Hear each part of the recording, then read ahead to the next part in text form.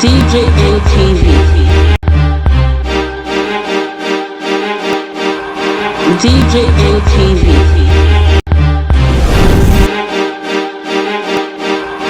DJ LTV.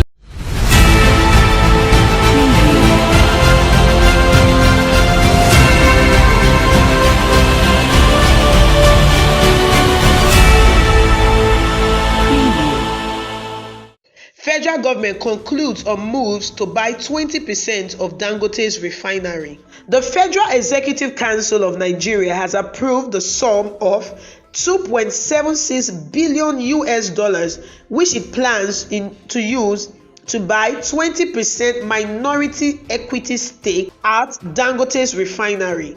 The Minister for Petroleum State, Timothy Silva, has said earlier that the federal government decided to acquire 20% equity stake at the Dangote's refinery and other private refineries across the country to prevent fuel scarcity. Speaking, Timothy Silva said that NNPC will borrow money to acquire this stake at Dangote's refinery in order to yield results and dividends for the country instead of using funds from Nigeria's budget. He also went ahead to say that the Nigerian National Petroleum Corporation was already discussing with the Africa Export and Import Bank for a loan in order to acquire this stake. He also added that the acquisition of stake in Dangote's refinery and other private refineries across the country was a strategic move by the government to get involved in the running of these refineries and not allow them completely to be in the hands of private individuals. Dangote's refinery, which is expected to be completed before the end of 2022, is expected to be one of Africa's biggest oil refinery and the world's biggest single trade facility upon its completion. It is located at the Lekki Free Zone area in Lagos and is expected to produce 650,000 barrels of crude oil per day. The Minister for Petroleum State, Timothy Silva, also said that the Federal Executive Council has approved the sum of $1.48 billion for the rehabilitation of the Warri and Kaduna refineries respectively. Also confirming the 20% equity stake which the federal government intends to acquire in Dangote's refinery, the Group Managing Director of the Nigerian National Petroleum Corporation, Mayor Yari, has said that the NNPC plans to seek equity participation in at least 6 private refinery projects in the country and has also confirmed that the sum of $2.76 billion has been approved for the acquisition of 20% minority stake in Dangote Petroleum and Petrochemical Refinery. Aside the acquisition of 20% minority stake at Dangote's refinery and the money approved for the rehabilitation of the Warri and Kaduna refineries as well, the Federal Executive Council has also approved the award of a contract worth over $11 billion for the implementation of the Lagos-Calabar Coastal Standard Gauge Railway project. The Federal Executive Council meeting was presided over by Vice President Yemi Osinbajo at the Presidential Villa Abuja on Wednesday, the 4th of August 2021, in the absence of President Muhammadu Buhari, who is currently in London undergoing medical checkup. Present at the Federal Executive Council meeting was the Minister for Information and Culture, Lai Mohammed, Minister of State for Petroleum Resources, Timothy Silva, Minister of State for Education, Chukwuemeka Wanjube, and Minister for Power, Salem Mama. Minister for Information and Culture, Lai Mohammed, spoke about the monies that were approved for the railway project on behalf of the Minister for Transportation, Rotimi Amechi, who was unavoidably absent at the press briefing after the Federal Executive Council meeting. Speaking on the approval of the money given for the Lagos-Calabar Coastal Railway route, Lai Mohammed, Minister for Information, said that the project was a very old one which this present administration inherited when they came into power in 2015. He went ahead to say that under the former administration, the project was actually approved, but nothing was done in the terms that no money was approved for the project to be carried out. But today, he said, the Federal Executive Council has given the approval for the money to be used in the commencement of the Lagos-Calabar Coastal Railway route. Speaking on the importance of the Lagos-Calabar Railway route, he said that after the Lagos-Kano route, the Lagos-Calabar Coastal route will actually link all the coastal cities in the country.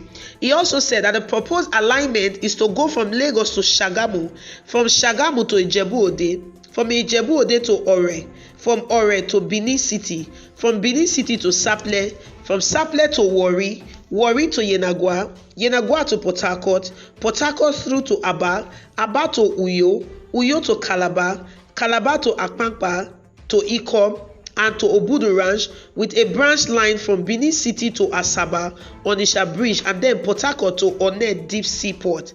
He said that this Lagos-Calabar coastal route is very important, especially for the coastal economy of the country.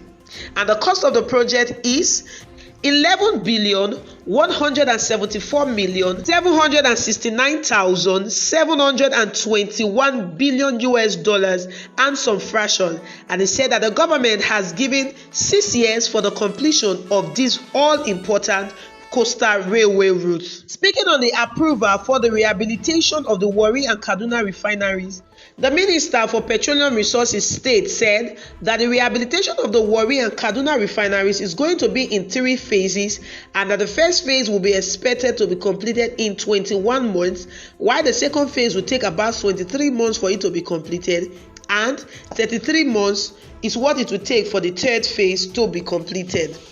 He said the work in the Port Harcourt refinery has started, as the contractors on ground have already been paid 15% of the contract sum.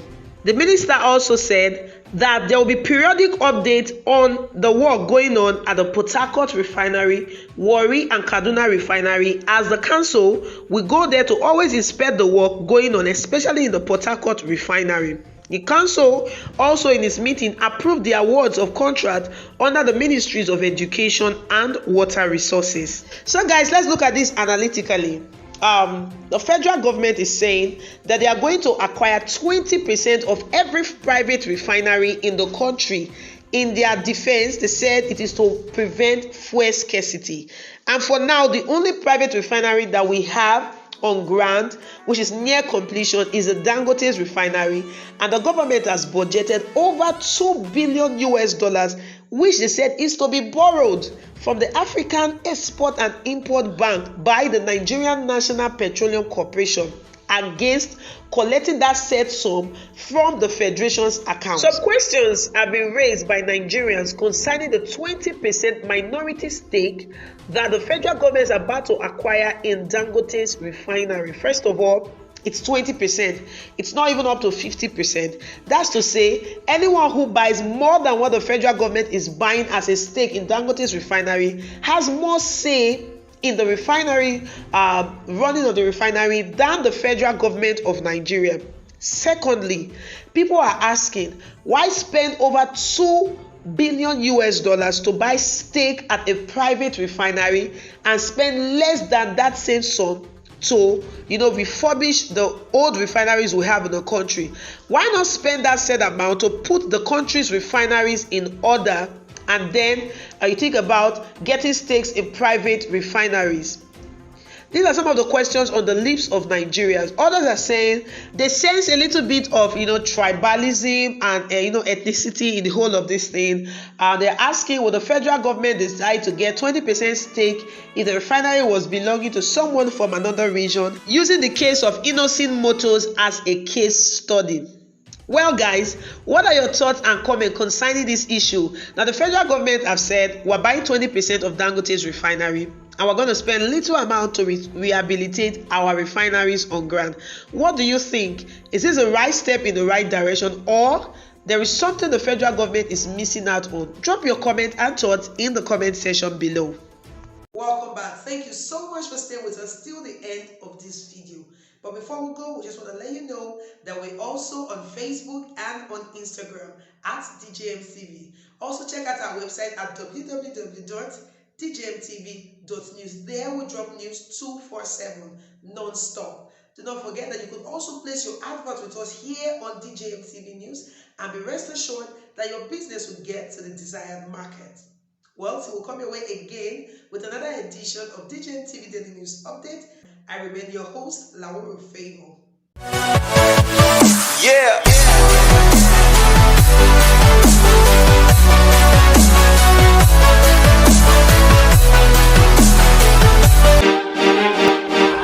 DJM TV. DJM TV.